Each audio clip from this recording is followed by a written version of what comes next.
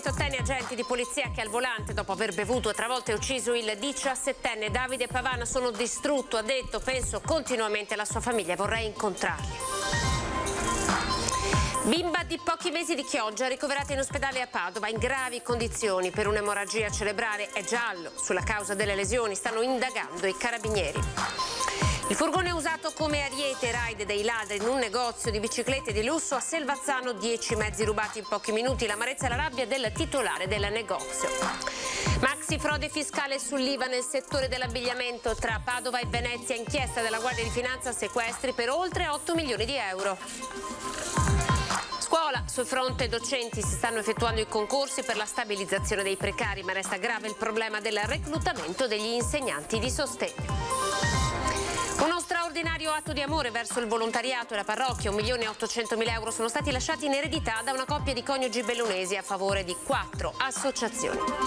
A durata degli equini, dopo il grande successo della diretta di domenica, con oltre 1 milione di telespettatori sintonizzati sulle reti media nord-est per lo sfilamento delle penne nere, stasera dalle 21:15 rivedremo la marcia delle sezioni venete. TG Veneto, buonasera, ben ritrovati. Partiamo dalla cronaca perché sono stati revocati gli arresti domiciliari all'agente di polizia accusato di aver provocato in stato di ebbrezza l'incidente costato la vita al 17enne Davide Pavana. Giovedì l'autopsia sul corpo del ragazzo, il 28enne fa sapere il suo difensore è devastato psicologicamente. È da ieri sera di nuovo in libertà Samuel Seno, il poliziotto trevigiano di 28 anni arrestato con l'accusa di omicidio stradale per aver provocato l'incidente in cui domenica a Paese ha perso la vita Davide Pavan, 17 anni, di Morgano. Il pubblico ministero Mara De Donà non ha ritenuto che sussistano i presupposti per confermare la misura cautelare degli arresti domiciliari. La reiterazione del reato, che nel caso di specie non dovrebbe esserci, comunque un pericolo di fuga che non c'è e un pericolo che lui possa inquinare le prove. Quindi il pubblico ministero ha deciso di rimetterlo in libertà. Questo non prevede che non ci siano responsabilità penali, ma prevede semplicemente che nell'immediato lui possa anche organizzare un minimo la sua vita, che è sconvolta al momento attuale. Il 28enne, risultato con un tasso di alcol nel sangue che l'avvocato specifica essere sopra 1 grammo per litro ma ben inferiore all'1,50, si era messo al volante per rientrare a casa l'altra sera. Qualche minuto dopo aver lasciato i compagni del rugby Paese con cui aveva festeggiato la fine del campionato, il tragico schianto. Secondo la ricostruzione dei carabinieri, che per il legale va comunque approfondita con una perizia specifica sulla dinamica, all'altezza di una curva lungo via Olimpia la sua Volkswagen ha invaso la corsia opposta, centrando lo scooter che sopraggiungeva dall'altra direzione, quello di Davide, che da Castagnole, dove aveva riaccompagnato a casa la fidanzatina, stava ritornando a Morgano. È stato lo stesso 28enne a chiamare subito i soccorsi. Il ragazzo è sotto shock, è inutile fare tanti giri di parole. Non è in grado al momento attuale di ricordarsi quello che è successo, come è stato l'iter del sinistro. Il ragazzo sta pensando solo ed esclusivamente alla sua famiglia e alla famiglia del minore che è venuto a mancare purtroppo, e questo per lui è devastante. Il 17enne ha perso la vita sul colpo. Il pubblico ministero ha disposto sul corpo del ragazzo l'autopsia fissata per giovedì e affidata al medico legale Alberto Furlanetto. L'indagato intanto ha chiesto di poter avere un contatto con i genitori di Davide. Al momento attuale, finché non ci sono certezze, è forse un elemento che può essere utile a lui da un punto di vista psicologico, però non da un punto di vista di una strategia difensiva, quale che sarà ovviamente. Quindi lui si vorrebbe mettersi in contatto con la famiglia, cosa che probabilmente faremo però più avanti. Ancora sangue sulle strade, siamo a Portogruaro dove ieri sera ha perso la vita un uomo di 43 anni in uno schianto violentissimo. Lo schianto, l'auto accartocciata. Erano circa le 22:30 quando Mauro Sarto, cuoco, 43enne originario di Caorle ma residente a Gruaro, ha trovato la morte lungo la tangenziale di Portogruaro, nei pressi di una stazione di servizio. Era alla guida della sua auto in direzione Trieste quando, secondo una prima ricostruzione dei carabinieri giunti sul posto per i rilievi, Sarto avrebbe invaso la corsia opposta proprio mentre sopraggiungevano un'altra auto e un furgone. Inutile il tentativo tentativo degli altri conducenti di evitare l'impatto, che è stato violentissimo. L'auto del 43enne è finita a oltre 100 metri di distanza in mezzo alla strada, completamente distrutta, mentre lui è stato scaraventato fuori, finendo in mezzo alla tangenziale e morendo sul colpo. Il furgone è finito fuori strada, aperto in due, mentre l'altra auto poco più avanti. Immediato l'intervento dei soccorsi con i vigili del fuoco e i sanitari del 118, oltre ai carabinieri, ma ogni tentativo di salvare la vita a Mauro Sarto è stato inutile. Feriti gli altri due conducenti, ma senza gravi conseguenze. La tangenziale è rimasta chiusa a lungo per permettere le operazioni di soccorso. Sarto viveva a Gruaro con la mamma e la famiglia del fratello, con cui in passato ha lavorato come cuoco nel suo ristorante da Oddo. Ultimamente il 43enne lavorava in attività aperte durante la stagione estiva.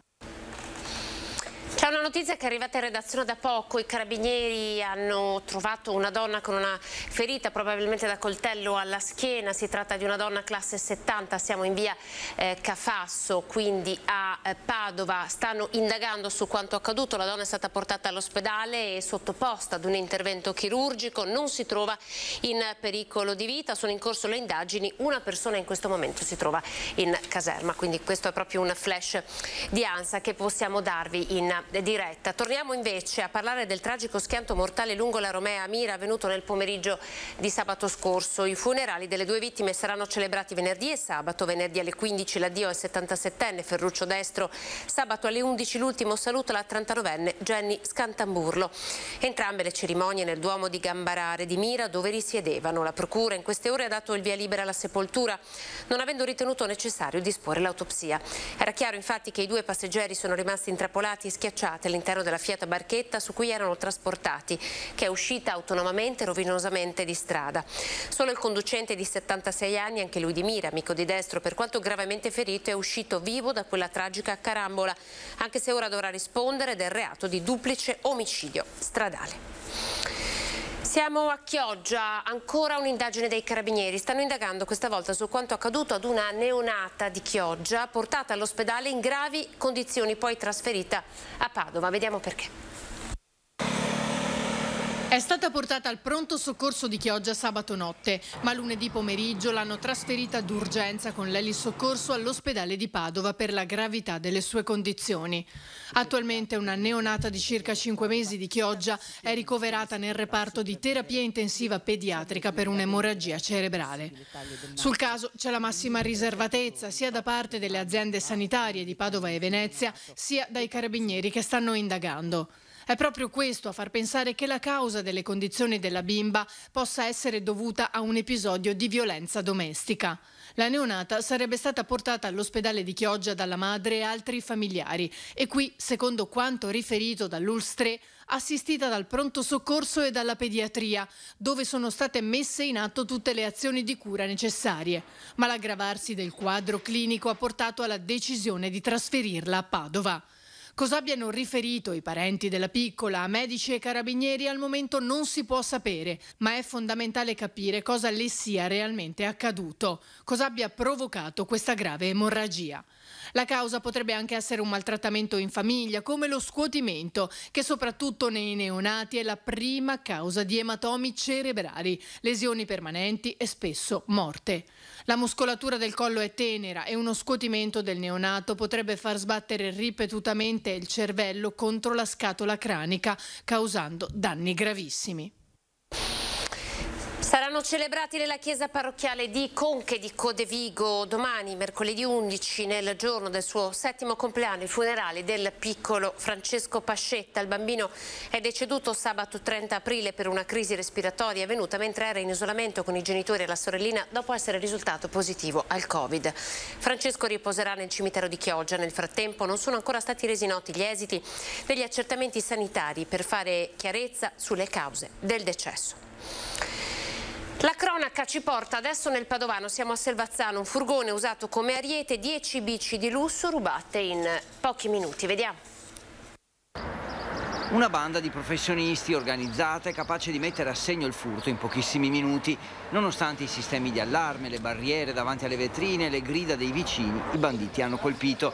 E così per la seconda volta in un anno, all'Amorbiato Racing Bike Sport, i ladri sono fuggiti con biciclette del valore di 10.000 euro l'una a Selvazzano, lasciando dietro di sé danni al negozio e le altre bici esposte per altre decine di migliaia di euro. Verso le 3 di notte un furgone ha sfondato la vetrina con la serranda, anche se c'erano i paletti anti-intrusione, hanno divelto tutto e hanno portato via una decina di biciclette. E noi ci siamo anche un po' attrezzati, nel senso allarmi, nebbiogeno, eccetera, eccetera, ma più noi ci attrezziamo, più loro dopo trovano il sistema per entrare lo stesso. La dinamica è simile, altri colpi nel Veneto si sono ripetuti in modo analogo, un furgone lanciato contro le vetrine, il botto e il furto avvenuto in pochi minuti. Tu lavori, ti dai da fare, dopo in 2 minuti ti portano via il sacrificio di tante ore di lavoro e di giorni di lavoro. Noi siamo sempre motivati perché il nostro lavoro ci piace tanto, i nostri clienti ci hanno soddisfazione,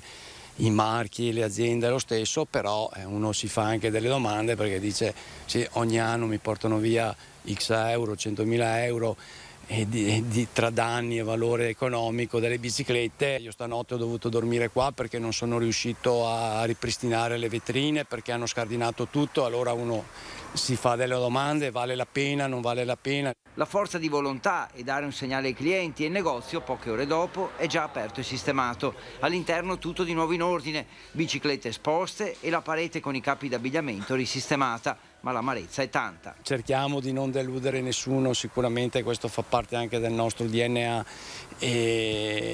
però anche così, sai, arrivare qua, cioè, trovi anche il lavoro di per sé è sempre difficile. Comunque noi sicuramente non molliamo, però vorremmo lavorare anche in un sistema di sicurezza maggiore. Sequestro milionario delle Fiamme Gialle di Venezia e Padova, che hanno scoperto una maxi frode nel campo dell'abbigliamento ideata all'interno della comunità cinese. Vediamo. Frode nell'abbigliamento. Dopo articolate indagini dirette dal procuratore europeo delegato di Venezia, la Guardia di Finanza di Venezia e Padova ha sequestrato in via preventiva beni e disponibilità finanziarie per un valore di oltre 8 milioni di euro, pari al profitto di una frode all'IVA nel settore dell'abbigliamento. Fatture false per 39 milioni che venivano annotate in contabilità e su cui ovviamente veniva detratta l'IVA da parte di una serie di aziende, in particolare 7 aziende che hanno sede presso il centro ingrosso Cina di Padova. Il reato ipotizzato è quello di dichiarazione fraudolenta tramite fatture o altri documenti per operazioni inesistenti. Il meccanismo, ideato dalla comunità cinese attiva sul territorio nazionale, riguardava l'importazione, la distribuzione e la vendita di capi d'abbigliamento provenienti dall'Estremo Oriente, commercializzati da operatori cinesi. Sono aziende che però acquistavano la merce da soggetti prevalentemente della provincia di Prato e di Firenze, nonché dalla provincia di Milano, ai quali emettevano fattura appunto, ma che poi questi soggetti delle altre regioni non versavano l'IVA allo Stato, così evadendo la somma appunto di 8 milioni e mezzo che noi andiamo a recuperare anche in capo agli acquirenti perché riteniamo che fossero consapevoli di questa frode. Il provvedimento cautelare fa seguito a un altro sequestro di circa 500.000 euro eseguito recentemente sempre dalla Finanza nei confronti di un imprenditore cinese coinvolto nello stesso meccanismo. Singolare anche il fatto che i fornitori che emettevano fatture risultassero vendere molta più merce di quella acquistata. E l'ingente flusso di denaro verso l'estero lascia intendere come le imprese oggetto di indagine siano strutture funzionali alla creazione di liquidità provento delle frodi fiscali da inviare in Cina. Voltiamo pagina. In Regione Venezia la Commissione Sanità ha fatto il punto sull'assunzione dei medici specializzandi in pronto soccorso. Oggi sono stati ascoltati sindacati e società mediche. Giornata di audizioni in Consiglio regionale sul fronte sanità. Sul tavolo c'è il reclutamento in via emergenziale di medici in formazione e specializzandi per fronteggiare la carenza di personale nei pronto soccorso. Associazioni professionali e sindacali dei medici si sono espresse sulla riforma davanti ai consiglieri della Quinta Commissione. Abbiamo portato la possibilità per i medici specializzandi di avere fino a 1.000 assistiti al primo anno, a 1.200 al secondo e al terzo anno, tra l'altro anche con un incentivo, e quindi alla fine della partita ogni medico potrà avere disponibile circa 55.000 euro lordi all'anno di contribuzione. Se l'idea di base può incontrare consensi ampi, le opposizioni in Consiglio regionale vogliono però si faccia chiarezza sul modo in cui questi giovani verranno introdotti all'attività in corsia. 1.000 assistiti ad un neolaureato è una responsabilità importante e vanno previste delle modalità di accompagnamento di questi professionisti, perché se no, lo dico come paziente, insomma, essere affidato tout court a un ragazzino appena laureato che può essere preparatissimo ma non ha quell'esperienza. Certo è che la carenza di personale sanitario è un problema che chiede una soluzione urgente. Mi viene in mente come il sindaco di Agna proprio in questi giorni abbia scritto al Presidente della Repubblica che è senza il medico territoriale, 3.200 persone che non sappiamo, tra l'altro anche molti anziani, dove attualmente mandarli, e quindi assolutamente abbiamo bisogno che i nostri giovani, che i nostri laureati scendano sul territorio. La riforma che sta portando avanti la Regione ha però bisogno, secondo le opposizioni, di essere migliorata. L'aspetto veramente qualificante è quello di prevedere delle modalità di accompagnamento in modo che i giovani medici non siano lasciati soli nell'affrontare dei pazienti che oggi sono purtroppo più complessi che nel passato. Parliamo di scuola, sta per concludersi l'anno scolastico. Tra problemi vecchi e nuovi si sta tentando di stabilizzare intanto i precari.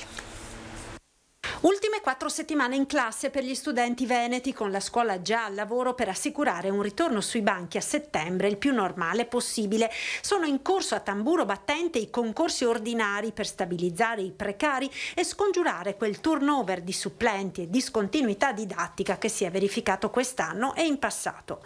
Noi contiamo molto sulla possibilità di immettere in ruolo i vincitori di questi concorsi già dal prossimo anno scolastico, e sappiamo che dal Ministero avremo un contingente di nomine in ruolo che negli scorsi anni non abbiamo potuto pienamente utilizzare perché non avevamo gli idonei, non avevamo i vincitori dei concorsi perché i concorsi non c'erano, e quest'anno, avendo i vincitori dei concorsi, contiamo di poter diciamo così ridurre, se non eliminare, quella quota, quella fetta di precariato che è una caratteristica molto penalizzante per la scuola del Veneto. Non è invece purtroppo risolto uno dei grossi problemi che riguarda il reclutamento degli insegnanti di sostegno. Perché lì sappiamo già che il numero di nomine in ruolo che potremo fare è nettamente inferiore rispetto al fabbisogno, in quanto abbiamo avuto addirittura meno candidati al concorso dei posti messi a concorso,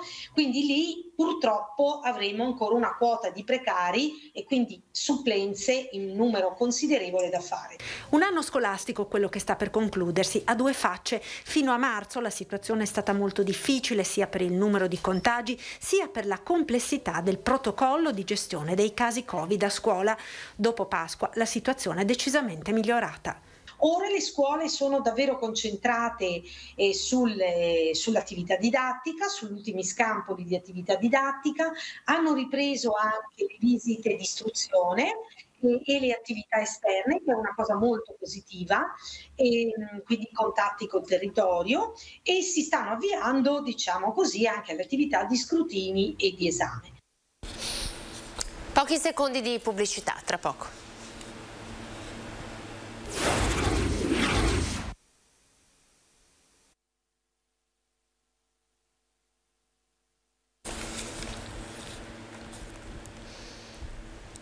Ripartiamo dalle immagini delle nostre belle spiagge bandiera blu. Sono 427 le spiagge da sogno, 14 in più rispetto allo scorso anno. Per quanto riguarda il Veneto sono state tutte riconfermate: Rosolina Amalia, Albarella Centro Sportivo, Albarella Capo Nord, Venezia, Eraclea Mare, Caorle, Brussa, Duna Verde, Levante, Ponente, Porto, Santa Margherita, Cavallino Treporti, Lido di Venezia Jesolo, Lido San Michele al Tagliamento, Bibbione Chioggia, Sottomarina. Questo importante riconoscimento certifica la qualità delle nostre mete, delle nostre meravigliose spiagge, ha commentato il ministro del Turismo. Siamo nel Bellunese, uno straordinario atto d'amore verso il volontariato e la parrocchia. Oltre 1.800.000 euro sono stati lasciati in eredità da una coppia di coniugi a favore di 4 associazioni che operano tra Belluno e Aviano.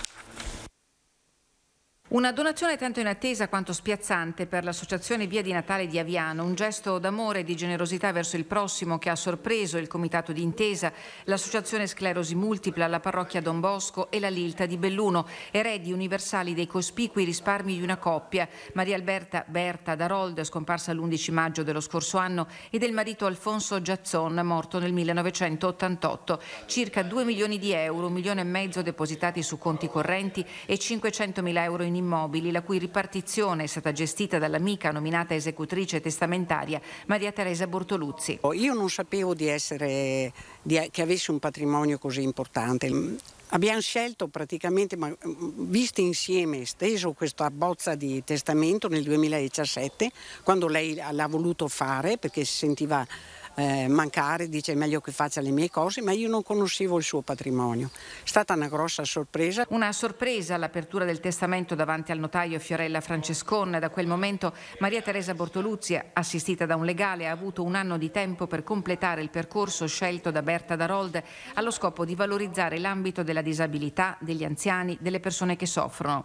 Circa 300.000 euro a testa sono andati all'associazione Via di Natale Onlus di Aviano, altrettanti alla parrocchia di Don Bosco, che utilizzerà il denaro per restaurare la chiesa di San Giuseppe e per ristrutturare la scuola materna del quartiere, all'AISM, che segue in provincia circa 450 persone affette da sclerosi multipla, al comitato d'intesa che ha predisposto piani di intervento a beneficio del volontariato per la terza età.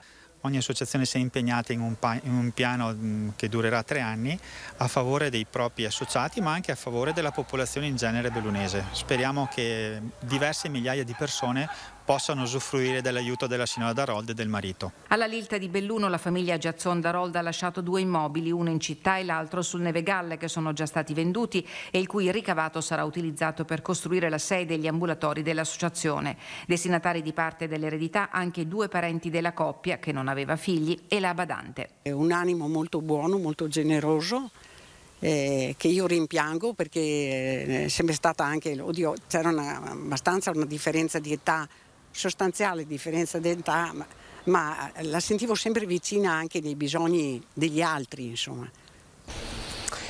Siamo alla donata degli Alpini Rimini-San Marino dopo il grande successo della diretta di domenica, con oltre 1 milione di telespettatori sintonizzati sulle reti del gruppo Media Nord-Est per lo sfilamento delle penne nere. Stasera a partire dalle 21:15 rivedremo la marcia degli Alpini delle sezioni venete. Un appuntamento da non perdere per riassaporare la grande festa di domenica. Ci fermiamo, siamo alle previsioni del tempo. Grazie per essere stati in nostra compagnia. Dopo di noi TG Venezia. Arrivederci.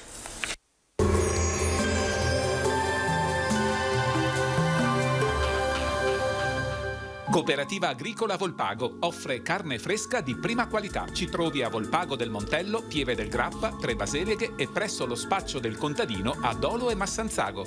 Bentrovati al meteo. L'anticiclone subtropicale si impone con sempre maggior vigore sull'Italia. Bel tempo e caldo dunque sul nostro territorio. Vediamo il dettaglio di mercoledì 11 maggio. Sul Veneto tanto sole, cielo sgombro da nubi, con alcuni addensamenti, specie sulle zone montane e su parte di quelle pedemontane, dove sarà possibile anche qualche veloce temporale nel corso del pomeriggio. Temperature in ulteriore lieve aumento, minime tra 12 e 17 gradi, massime estive tra i 24 e i 28 gradi all'incirca. Spostiamoci ora sul Friuli Venezia Giulia, anche in questo caso stessa situazione, bel tempo, salvo nel pomeriggio sui rilievi sarà possibile qualche annuvolamento, ma in genere innocuo. Temperature minime tra 13 e 17 gradi, massime sui 24-27 gradi. Infine diamo uno sguardo alla situazione del Trentino Alto Adige, anche qui ampio soleggiamento, il cielo si presenterà sereno o al massimo velato, non sono attese piogge. Temperature minime intorno ai 14-15 gradi, massime sui 28 gradi all'incirca. Dal meteo di Antena 3 per ora è tutto, grazie per l'attenzione, arrivederci.